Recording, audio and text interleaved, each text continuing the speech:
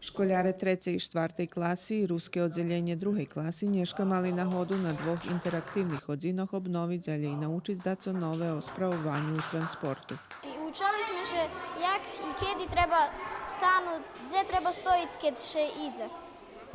A keljo ti už poznaš što ti pravila o transportu, jak treba prehodziti prek drahi i tako?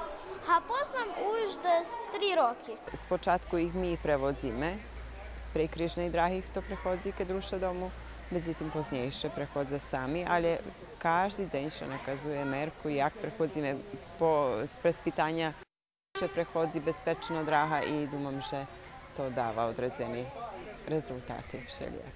Školjare mohli vojsť do kamiona i šedzi na mestu šofera, potem učestvovati u edukativne i podobove robotnje, a na koncu u kvizu preveriti svoje znanje o transportu.